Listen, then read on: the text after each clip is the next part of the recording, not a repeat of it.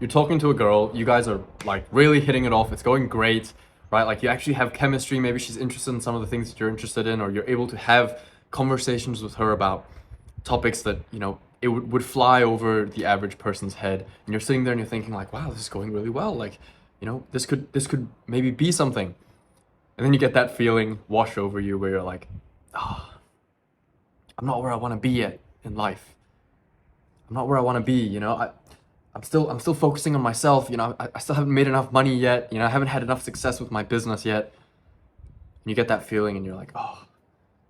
And then that stops you in your tracks. For most of you, this is going to be the biggest cope of all time. Like that thought of I'm not where I want to be yet, it's just cope for most of you. Okay, this is going to be the case. There's going to be a small percentage of you, I think actually a really, really small percentage of you, for whom you should actually just be completely focusing on yourself in isolation. But I mean, if you're watching this channel, the average viewer of mine, you've got your life put together at least, right? It's well put together enough in some sense. You're not completely all over the place, completely disorganized, right? Your life's all messy. Like you've got some things going for you. There are some things that are going right. You have a general sense of where you're going, right? So for most of you, this is actually just utter cope. Now, I actually want to start by steel manning this position, right? So if you're not familiar with straw manning and steel manning is basically taking an argument, putting it in its weakest possible form, right? So let's say the argument of you needing to work on yourself. I reduce that to its stupidest version and then I attack that. But I'm actually going to steel man this and talk about what this position actually gets right. So for some people, right, their lives are genuinely so messy and undisciplined and just like downright toxic and unhealthy that it actually might do more harm than good, right? To introduce another human being into this mix who you're supposedly going to have a relationship with, right? For some people, that's genuinely the case. Like you can imagine someone whose life is so all over the place, right? That if you actually threw another person into the mix, right? Like they have so many things that they actually need to address more urgently than getting into a relationship with another person and assuming that challenge in their life as well as everything that they already have to solve. So then the key question is, are you one of these people, right? Like that's the key question.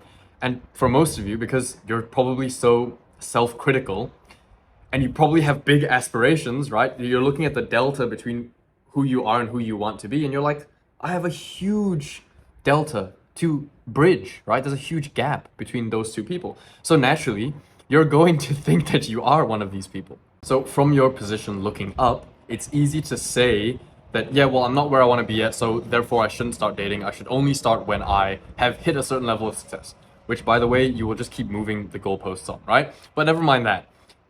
Then think about what all of the successful people that you look up to, what they're doing and what they actually say, right? Like take like Iman Ghazi, for example. Like he says that, oh, it's difficult when you're as successful as me, it becomes difficult. You wish that you were with a girl from the start, right? Like they will always say like, oh, it's best to have someone who's there for you from the beginning, who's seen you go from rags to riches, right? Who is there for the entire journey, supporting you the whole way up. Because when you get to the point where you have the riches, right?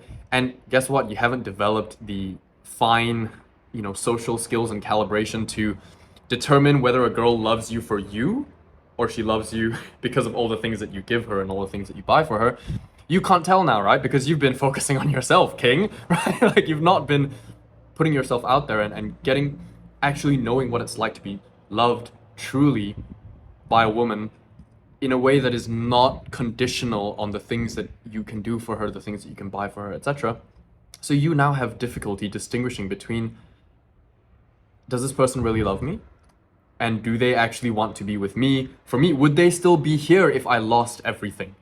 You don't know that anymore because now you have everything, right? You have the success. You hit your, 10K per month and whatever it is that you're trying to achieve.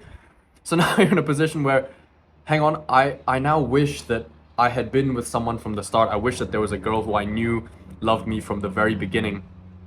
non-conditional, right, on all of these things, that if I lost everything that she would still be here. Now you can't have that security. A great example of this that springs to mind is Conor McGregor and his wife or girlfriend. I can't remember if they're married or not, but she's been with him from the very beginning, right? They have like 4 kids now or something, and Conor's obviously so successful, but she was supporting him while he was on welfare, right? He was literally on welfare, sleeping on her couch, and she was working jobs to support his MMA career, right? And then obviously he took off after that and was able to give her everything, but she was there for the rags to riches, right? Like Conor can know in his heart and in his brain that if, like, at the snap of a fingers he lost everything, she would still be there, and they have a whole family and everything. So here's something to ask yourself, right? Are you the kind of man who has some sense in his head that you want to be a father in the future, or that you would like to have a wife and kids and a family that you take care of, and that that would actually matter to you at some point in your life? You might be fairly young now, but do you have a sense that those are things that you'd actually want and that would be important to you? Because for me, at least, I can say that I know that I want those things. I know how important that is to me and how important it's going to be over the course of my life, right? And so I'm 24 this year. I've spent about 7 years of my life in monogamous relationships, right? Like that's up almost a third of my life, right? And yeah, I've made mistakes. I've been hurt. I've hurt people. I've been in love, out of love, had my heart broken, broke someone's heart. Like I've been through that, right? I've been through all of that. And so I've learned things in the process about myself, right? And about what the kind of partner that I would actually like to be with, right? The kind of woman that I would want to eventually go on to have a family and have kids with. I've learned things about how to actually be a good man to my woman and how to be a good partner that I could not have learned from some fucking book, right? Things that I could not have ever learned from someone just telling me that this is, oh, this is how it is. This is this is it. Like, there are things that I've learned that I could not have learned from someone just telling me, or just from some fucking book, right? And some of those things have been crucial to me and to my understanding of relationships and of how to be a good man. So if you think that it's important to you, or that it could be, you have a sense that it's important to you, that you want these things, you want to have a stable, long-term, healthy, monogamous relationship, and you want to have kids and all of that, then are you going to forego all of that learning that you can't see from outside? Are you going to forego all of that learning? I'm going to make the case in this video that, again, that you'd be shooting yourself in the foot by doing so. To elaborate on this, I'm going to draw an interesting parallel here, because I think a lot of you following this channel are business-minded, or at least have some kind of grasp of business. So this is going to be pretty funny. So, okay, think about it as an acquisition pipeline, okay? So imagine there's talking to girls, right? So there's getting good at talking to girls. Imagine it as a skill, right? That you can develop. Talking to girls, and then there's attracting a girl, and then there's dating a girl, and then there is being a good long-term partner for a girl, okay?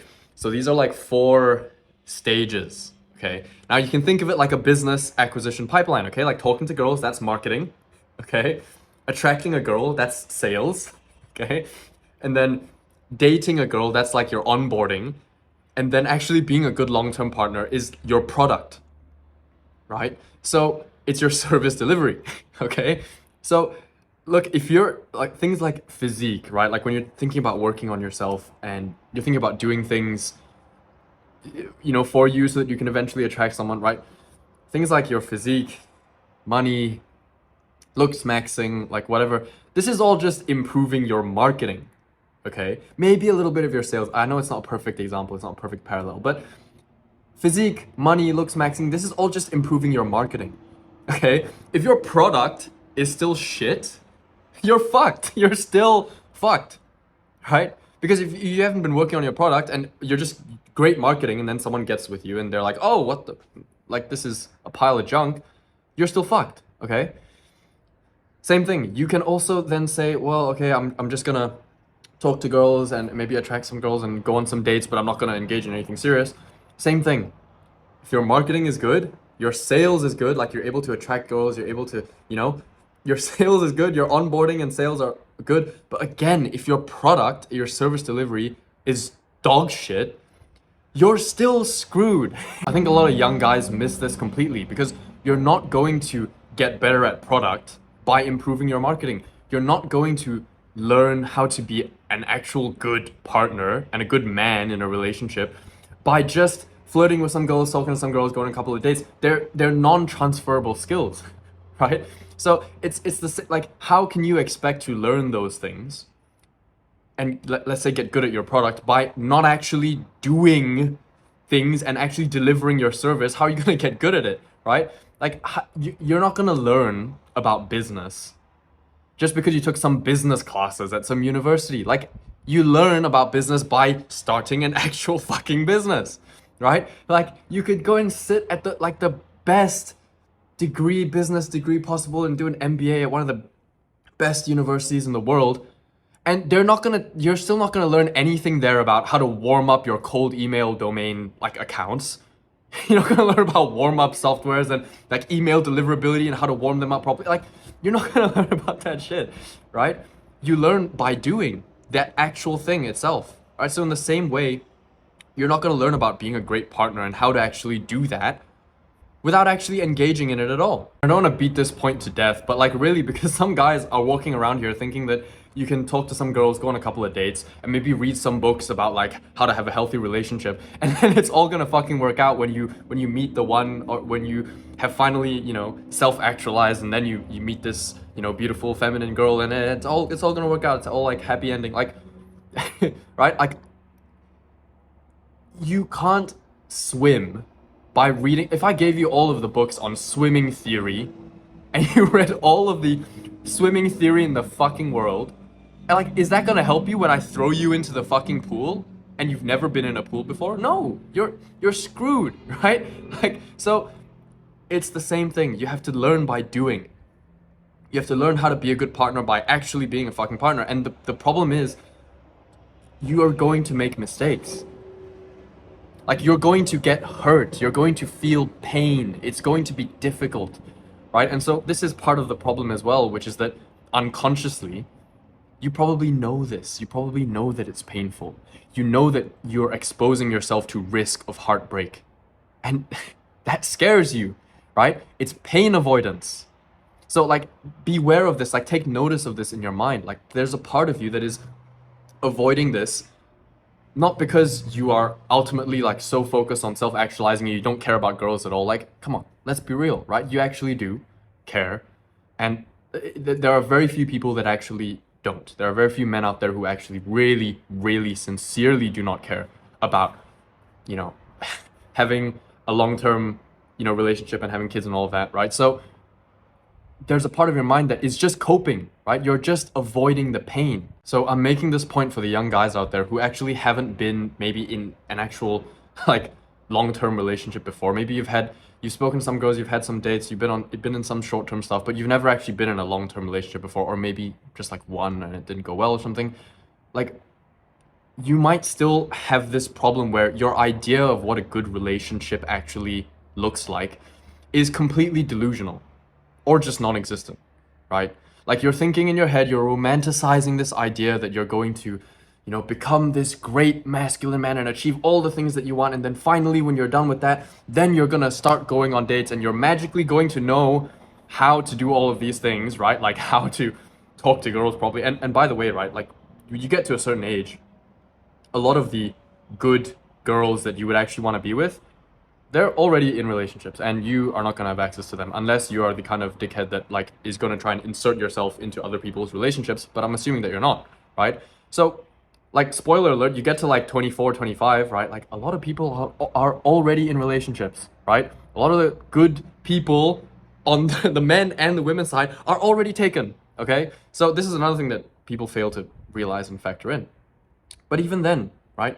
Even if not, even if everyone is still on the table and it's still, you are now at the point where you are so far behind in skills of talking to women, actually attracting women, like knowing, like all of these little micro like social skills, because you spent so much time out of the game because you're like focusing on yourself.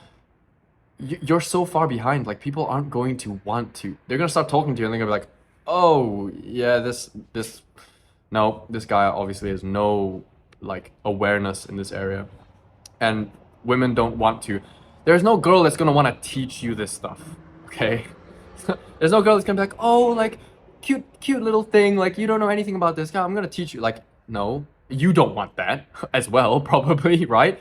So you need to actually learn these things by doing, right?